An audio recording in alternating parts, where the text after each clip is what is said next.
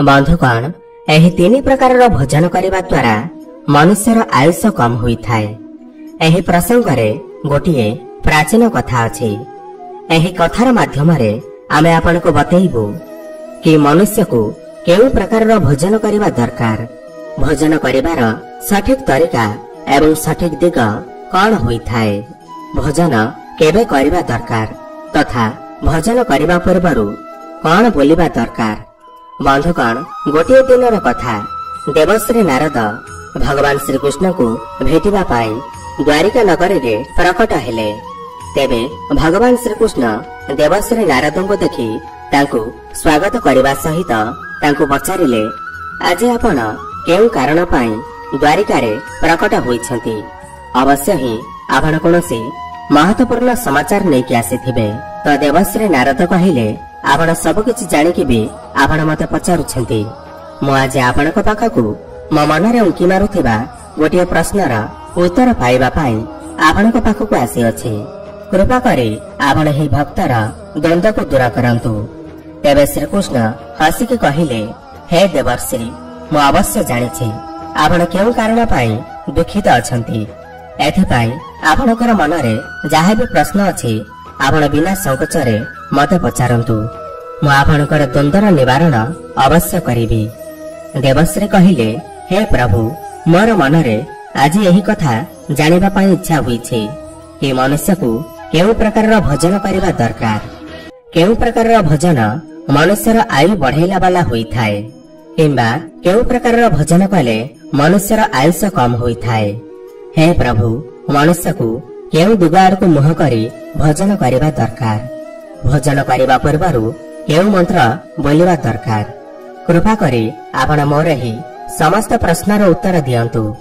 तो श्रीकृष्ण कहिले, हे देवर्षि, आपण आज समस्त मनुष्य जातिर कल्याण पाई बहुत महत्वपूर्ण प्रश्न करिसेंती। एही कथा तो सत्य अटे कि मनुष्य जो प्रकार भोजन करिथाए सही अनुसारे तार स्वभाव, भाग्य एवं तार परजन्म निर्धारित होइथाए। हे देवर्षि, एही विषय को नहीं एक प्राचीन इतिहास रही अछि जहाँ मु आपण को सुनाउछि।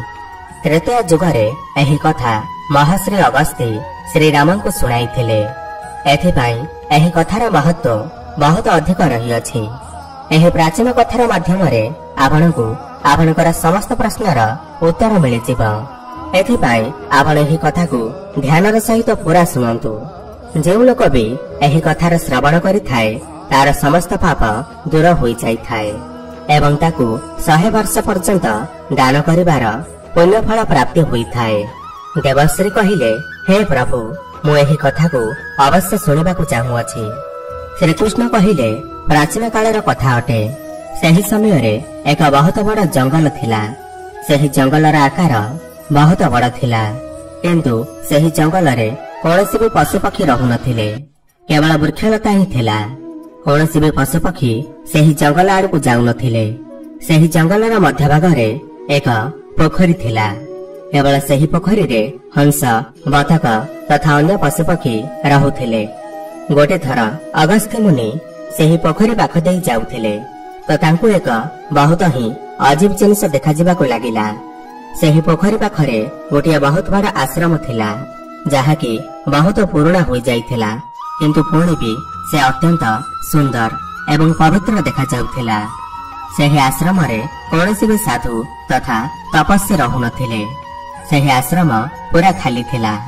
अगस्त्य मुनि गोटे रात्रि पाई सही आश्रम रे रही गले एवं सकाळ उठी करी से सही पोखरी पाखक चली गले तो तांको रास्ता रे एक मुर्दार पड़िथिबार देखिले, जे कि शरीर रु अत्यंत बलवान एवं हृष्टपुष्ट थिला। सेही मुर्दार को देखि करी अगस्त्य मुनि भाबिबाको लागिले कि एही मुर्दार काहार अटे, एहार मृत्यु किपरि होइछि तथा एही व्यक्ति एही जंगल को किपरि आसी अछि। सेही मरि जाइतबा व्यक्तिकर विषय जानिबा पाई अगस्त्य मुनिकर मनरे जिज्ञासा सृष्टि हेला। सेतेबेले तांको आकाश रे एक दिव्य विमान देखा जिबाको लागिला एवं सेही दिव्य विमान सेही पोखरी पाखरे आसी रही गला एवं सेही विमानरु एक दिव्य पुरुष बाहरिले एवं सेही पोखरी को स्नान करिबा पई चली गले। पोखरी रे स्नान करिबा परे बाहर को आसी सेही मुर्दारर मांस खाइबा को लागिला। से पेट भरिकी ସେହି ମୁର୍ଦାରର ମାଂସକୁ ଖାଇଲା ଏବଂ ପୁଣି ସେହି ବିମାନରେ ବସି ସ୍ୱର୍ଗ ଆଡ଼କୁ ଯିବାକୁ ଲାଗିଲା। ତେବେ ଅଗସ୍ତ୍ୟ ମୁନି ସେହି ଦିବ୍ୟ ପୁରୁଷଙ୍କୁ ଡାକିଲେ, ହେ ଦିବ୍ୟ ପୁରୁଷ, ତୁମେ କିଏ ଅଟ? ତୁମେ ଦେବତାଙ୍କ ସମାନ ଜଣାପଡୁଛ, କିନ୍ତୁ ତୁମର ଭୋଜନ ବହୁତ ଘୃଣିତ ଅଟେ। ତୁମେ ଏହି ମୁର୍ଦାରର ମାଂସ କଣ ପାଇଁ ଖାଉଅଛ? ଏମିତି ଭୋଜନ କୌଣସି ଦେବତା କିପରି କରିପାରିବ? ପୁଣି ସେହି ସ୍ୱର୍ଗବାସୀ ଦିବ୍ୟ ପୁରୁଷ ଅଗସ୍ତ୍ୟ ମୁନିଙ୍କ ଆଡ଼କୁ ଦେଖିଲେ ଏବଂ ତାଙ୍କୁ ହାତ ଯୋଡ଼ିକି ପ୍ରଣାମ କରିକି କହିବାକୁ ଲାଗିଲେ, ହେ ମୁନିବର, ଆପଣଙ୍କୁ ପ୍ରଣାମ। ମୁଁ ଆପଣଙ୍କୁ ମୋର କାହାଣୀ ଶୁଣାଉଛି। ପୂର୍ବକାଳର କଥା ଅଟେ। ବିଦର୍ଭ ଦେଶରେ ମୋର ମହାନ ଯଶସ୍ୱୀ ପିତା ରାଜା ଥିଲେ। ସେ ବସୁଦେବ ନାମରେ 3 ଲୋକରେ ପ୍ରସିଦ୍ଧ ଥିଲେ ଏବଂ ସେ ବହୁତ ପରମ ଧାର୍ମିକ ଲୋକ ଥିଲେ। ତାଙ୍କର 2ଟି ପତ୍ନୀ ଥିଲେ ଏବଂ ସେହି 2ଟି ପତ୍ନୀଙ୍କର 2ଟି ପୁତ୍ର ଥିଲେ। ମୁଁ ତାଙ୍କର ସବୁଠୁ ବଡ଼ ପୁଅ ଥିଲି। ଲୋକମାନେ ମତେ ସ୍ୱୟଂ ନାମରେ ଜାଣିଥିଲେ ଏବଂ ମୋର ଛୋଟ ଭାଇର ନାମ ସୁରତ ଥିଲା। ପିତାଙ୍କର ମୃତ୍ୟୁ ପରେ ମତେ ବିଦର୍ଭ ଦେଶର ରାଜା ବନେଇ ଦିଆଗଲା ଏବଂ ମୁଁ ସେଠାରେ ସାବଧାନତାର ସହିତ ରାଜ୍ୟ କାର୍ଯ୍ୟକୁ ଚଲେଇବାକୁ ଲାଗିଲି। ଏମିତି କେତେ ବର୍ଷ ପୂରିଗଲା। ପୁଣି ଗୋଟିଏ ଦିନ ମତେ ବୈରାଗ୍ୟର ପ୍ରାପ୍ତ ହେଲା ଏବଂ ମୁଁ ରାଜପାଠର ତ୍ୟାଗ କରିବା ପାଇଁ ନିର୍ଣ୍ଣୟ ନେଲି ଏବଂ ମୃତ୍ୟୁ ପର୍ଯ୍ୟନ୍ତ ତପସ୍ୟା କରିବା ପାଇଁ ନିଶ୍ଚୟ କରିକି ଜଙ୍ଗଲକୁ ରହିବାକୁ ଚାଲିଗଲି। ସମସ୍ତ ରାଜ୍ୟର ଭାରକୁ ମୁଁ ମୋର ଛୋଟ ଭାଇର ହାତରେ ଟେକିଦେଲି ଏବଂ ତାକୁ ରାଜା ବନେଇଦେଲି। ପୁଣି ଏହି ପୋଖରୀ ପାଖକୁ ଆସି ମୁଁ କଠୋର ତପସ୍ୟା କରିବା ଆରମ୍ଭ କରିଦେଲି। 80,000 ବର୍ଷ ପର୍ଯ୍ୟନ୍ତ ମୁଁ ଏହି ଜଙ୍ଗଲରେ ତପସ୍ୟା କଲି ଏବଂ ତାହାର ପ୍ରଭାବରୁ ମତେ ବ୍ରହ୍ମଲୋକର ପ୍ରାପ୍ତି ହେଲା ଏବଂ ବ୍ରହ୍ମଲୋକରେ ପହଞ୍ଚିବା ପରେ ବି ମଧ୍ୟ ମତେ ଭୋକ ଏବଂ ଶୋଷ ଅଧିକ ମାତ୍ରାରେ ହେଲା। ପୁଣି ମୁଁ ବ୍ରହ୍ମଲୋକର ସର୍ବଶ୍ରେଷ୍ଠ ଦେବତା ବ୍ରହ୍ମାଜୀଙ୍କୁ ପଚାରିଲି, ହେ ଭଗବାନ, ମୁଁ ତ ଶୁଣିଅଛି କି ବ୍ରହ୍ମଲୋକରେ କୌଣସି ବି ପ୍ରାଣୀଙ୍କୁ ଭୋକ ଶୋଷ ଲାଗିନଥାଏ। ପୁଣି ମତେ କାହିଁ ଭୋକ ଏବଂ ଶୋଷ ଲାଗୁଅଛି? ଭୋକ ଏବଂ ଶୋଷ ମୋର ପିଛା କଣ ପାଇଁ ଛାଡୁନାହାନ୍ତି? କୃପା କରି ଆପଣ ମତେ ବତାନ୍ତୁ, ମୁଁ କେଉଁ ଜିନିଷର ସେବନ କରିବି? ପୁଣି ବ୍ରହ୍ମଦେବ କହିଲେ, ହେ ରାଜନ, ପୃଥିବୀରେ ଦାନ ଧର୍ମ କଲେ ଯାଇ ଜଣେ ବ୍ୟକ୍ତି ଏହି ଲୋକରେ ଭୋକ ଶୋଷରୁ ମୁକ୍ତ ହୋଇଯାଇଥାଏ। କିନ୍ତୁ ତୁମେ ତୁମର ଜୀବନ କାଳ ମଧ୍ୟରେ କାହାକୁ ଦାନ କରିନାହଁ, କୌଣସି ଭିକାରୀକୁ ଭିକ ମଧ୍ୟ ଦେଇନାହଁ। ତୁମେ ରାଜମହଲରେ ରହିକି ମଧ୍ୟ ତୁମର ଦ୍ୱାର ପାଖକୁ ଆସିଥିବା ଅତିଥିଙ୍କୁ ମଧ୍ୟ ଭୋଜନ ଦେଲ ନାହିଁ। ତୁମେ ସର୍ବଦା ବିନା ସ୍ନାନରେ ଭୋଜନ କରୁଥିଲ। ଭୋଜନ ଆରମ୍ଭ କରିବା ପୂର୍ବରୁ ତୁମେ ଈଶ୍ୱରଙ୍କୁ ଧନ୍ୟବାଦ ଜଣାଇଲନି। ଏହି କାରଣରୁ ତୁମକୁ ଏହି ପାପ ଲାଗିଅଛି। ଏଥିପାଇଁ ତୁମକୁ ବ୍ରହ୍ମଲୋକରେ ଭୋକ ଏବଂ ଶୋଷର କଷ୍ଟ ଭୋଗିବାକୁ ପଡୁଅଛି। ଜୀବନରେ ତୁମେ ଅନେକ ପ୍ରକାରର ଆହାର ନିଜ ଏକା ଏକା ଖାଇଦେଇଛ, କାହାକୁ ମଧ୍ୟ ଦାନ କରିନାହଁ, କାହାକୁ ମଧ୍ୟ ଭୋଜନ କରିବାକୁ ଦେଇନାହଁ, ଯାହାଦ୍ୱାରା ତୁମର ଶରୀର ତ ବଳବାନ ବନିଗଲା, କିନ୍ତୁ ତୁମର ପୁଣ୍ୟ କ୍ଷୀଣ ହୋଇଗଲା। ଏବେ ତୁମ ପାଇଁ ଗୋଟିଏ ହିଁ ଉପାୟ ଅଛି। ସେହି ପୋଖରୀ ପାଖରେ ତୁମର ଶରୀର ପଡିଅଛି। ତୁମେ ସେହି ମୁର୍ଦାରର ମାଂସ ଖାଇକି ତୁମର ଭୋକ ମେଣ୍ଟାଅ। ବ୍ରହ୍ମଦେବଙ୍କ କଥା ଶୁଣି ରାଜା କହିଲେ, ହେ ପ୍ରଭୁ, ନିଜର ଶରୀରର ଭକ୍ଷଣ କରିଦେବା ପରେ ତାହାପରେ ମୋର କଣ ହେବ? ଶରୀରର ସମସ୍ତ ମାଂସ ସରିଯିବା ପରେ ତାପରେ ମୁଁ କଣ ଖାଇବି? କୃପା କରି କିଛି ଏମିତି ଭୋଜନ ବିଷୟରେ କୁହନ୍ତୁ ଯାହାକୁ ଭକ୍ଷଣ କରିବା ଦ୍ୱାରା ମୋର ଭୋକ ମେଟିଯାଉ ଏବଂ ସେ କେବେ ବି ଶେଷ ନ ହେଉ। ତେବେ ବ୍ରହ୍ମଦେବ କହିଲେ, ହେ ରାଜନ, ମୁଁ ତୁମର ଶରୀରକୁ ଅକ୍ଷୟ ବନେଇ ଦେଇଛି, ତ ତୁମେ ତାକୁ ସବୁଦିନ ଖାଇଲେ ମଧ୍ୟ ତାହା କେବେ ବି କ୍ଷୟ ହେବ ନାହିଁ। ତୁମେ ତୁମର ଶରୀରକୁ ସବୁଦିନ ଖାଇପାରିବ ଏବଂ ଯେବେ ଏହି ମାଂସ ଖାଉ ଖାଉ ଯେତେବେଳେ 100 ବର୍ଷ ପୂରିଯିବ, ସେହି ସମୟରେ ଏହି ଜଙ୍ଗଲରେ ତୁମକୁ ଅଗସ୍ତ୍ୟ ମୁନି ମିଳିଯିବେ ଏବଂ ତାଙ୍କ ଦ୍ୱାରା ତୁମକୁ ଏହି ପାପରୁ ମୁକ୍ତି ମିଳିପାରିବ। ଏହି ପ୍ରକାରରେ ରାଜା ମହର୍ଷି ଅଗସ୍ତ୍ୟଙ୍କୁ ସବୁ କଥା କହିଲେ ଏବଂ କହିଲେ, ହେ ବିପ୍ରବର, ମୋର ଶରୀର କେବେ ବି କ୍ଷୟ ହୋଇନଥାଏ। ମୁଁ ପ୍ରତିଦିନ ଆସି ମୋର ଶରୀରକୁ ଖାଇଥାଏ। କେଜାଣି କେଉଁଦିନ ମୁନି ଅଗସ୍ତ୍ୟ ଏହି ସ୍ଥାନକୁ ଆସିବେ ଏବଂ ମତେ ଏଥିରୁ ମୁକ୍ତି ଦେବେ। ଏମିତି ଭାବି ଭାବି ମତେ 100 ବର୍ଷ ହୋଇସାରିଛି। ରାଜାଙ୍କର ଏହି ପ୍ରକାରର କଥା ଶୁଣି ମହର୍ଷି ଅଗସ୍ତ୍ୟ କହିଲେ, ମୁଁ ହିଁ ମୁନି ଅଗସ୍ତ୍ୟ ଅଟେ ଏବଂ ମତେ କୁହ, ମୁଁ ତୁମର केउ प्रकार साहाय्य करिपारिबे। तेबे राजा अत्यंत प्रसन्न होई सेही मुनि को प्रणाम करिले। राजा कहिले, हे मुनि, कृपा करी आपण मते एही घृणित आहाररू मुक्त करंतु तथा जो पाप कारणरू मते यह प्राप्त होईछि सेही पापरू भी मते मुक्त करि दियंतु, जहा द्वारा मते अक्षय लोकर प्राप्ति होई पारिबो। राजांकर दुख भरा कथा सुनिकी मुनिंकर तांको ऊपर दया आसीगला एवं राजांको आशीर्वाद देले। सेही क्षणरे सेही राजांकर मृत शरीर क्षीण होई गला एवं राजन सेही पापरू मुक्त होई गले। एवं तापरे राजन सेही दिव्य विमानरे बसी ब्रह्मलोक को चली गले। एही प्रकार रे सेही राजांको दान न करिबार पापरू मुक्ति मिलिथिला। भगवान श्रीकृष्ण कहउछंती, हे देवर्षि, एही प्रकारर उच्चष्ट भोजन करिबा कारणरू विदर्भ देशर महाराजांको ब्रह्मलोकरे रहिबा परे मध्य तृप्ति मिलिला नाही एवं तांको पृथ्वी लोक को आसी करी निजर ही मांस को खाइबा को पड़िला। हे देवर्षि, मु एबे तुमको भोजनर नियम बतौछि, आपण एहाकू ध्यानर सहित सुनंतु। भोजन आरंभ करिबा पूर्वरु अल्प अन्न भूमि उपर रखिबा उचित, ताकि देवता, पशुपक्षी, सर्प, दैत्य एवं पिशाच जो माने निजर कर्मर बंधन रे बांधि होई अछंती सेही समस्त को अन्नर प्राप्ति हेउ। जदि भोजन करिबा समय रे कौनसी अतिथि आसी जाती तो तांको स्वागत करंतु, तांको आसन देई करी प्रणाम करी तांकर सत्कार करंतु एवं तांको श्रद्धा पूर्वक भोजन कराई के तांको विदा करंतु। काहेकि ना जहार घरु अतिथि निराश होई करे लेउटी जाई थाए तो सही घरर अमंगल होई थाए। श्री कृष्ण कहउछंती, मनुष्य को पितांको घरे रहुथिबा विवाहित कन्या एवं गर्भ धारण करथिबा स्त्री तथा वृद्ध लोकंकु भोजन कराइबा परे जाई निजे भोजन करिबा दरकार। एहे समस्त को भोजन कराइबा बिना जे स्वयं भोजन करे थाए तो तार भोजन पापमय बनि जाई थाए। एमिति व्यक्ति नरक को ही जाई थाए। जो व्यक्ति स्नान करिबा बिना भोजन करि थाए तो तार भोजन मल भक्षण सहित समान होई थाए एवं जो व्यक्ति दान करिबा बिना भोजन करि थाए तो तांकर भोजन विष समान बनि जाई थाए। मनुष्य को केबे भी दुराचारी व्यक्ति द्वारा दिया जाइथिबा भोजन को केबे भी ग्रहण करिबा उचित नुहे। श्री कृष्ण कहिले, पूर्व दिगरे बसी करी भोजन करिबा द्वारा व्यक्ति रोगरू एवं मानसिक अशांति मुक्त हो जाई थाए। बीमारी लोक मानंको पूर्व दिग आड़क मुख करी भोजन करिबा उचित अटे।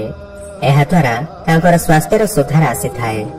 काहेकि ना पूर्व दिग सूर्यंकर उदयर दिग होई थाए एवं सूर्यदेव बल, आरोग्य तथा दीर्घायु प्रदान करिथांती।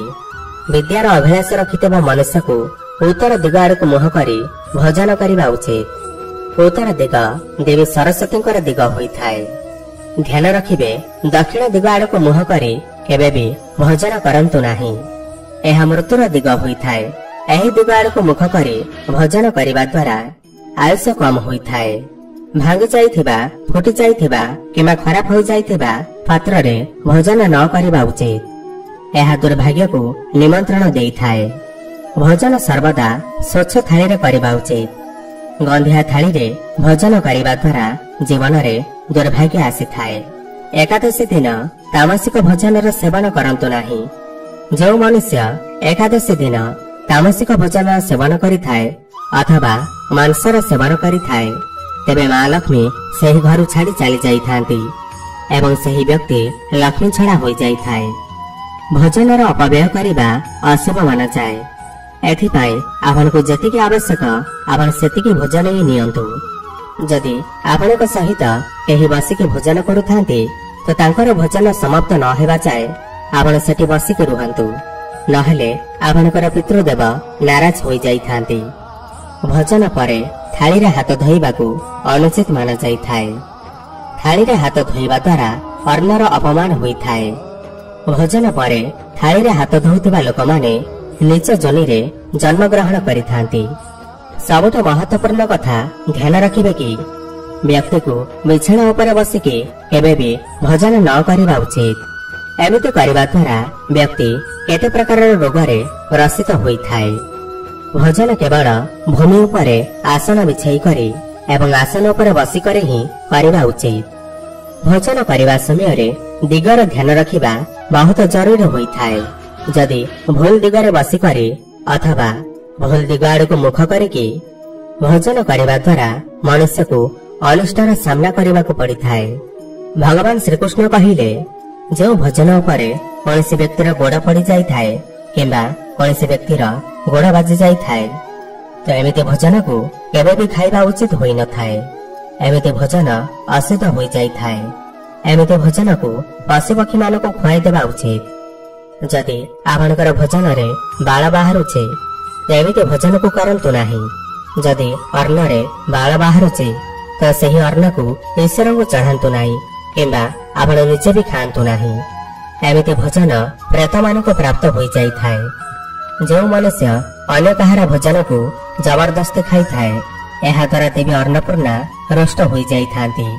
भजन समस्त मध्य बांटी के खाइबा उचित होता है।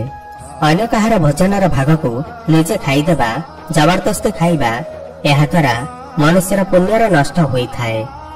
पवित्र आसन उपर बसी करी निजर पाद को भूमि उपर रखिकरी पूर्व दिग आड़ को मुख करी अन्न ग्रहण करने को सर्वोत्तम माना जाए। पूर्व दिग आड़ को मुख करी भजन करने द्वारा जश कीर्तिर प्राप्ति होता है एवं उत्तर दिग आड़ को मुख करी भजन करने द्वारा शक्तिर प्राप्ति होता है।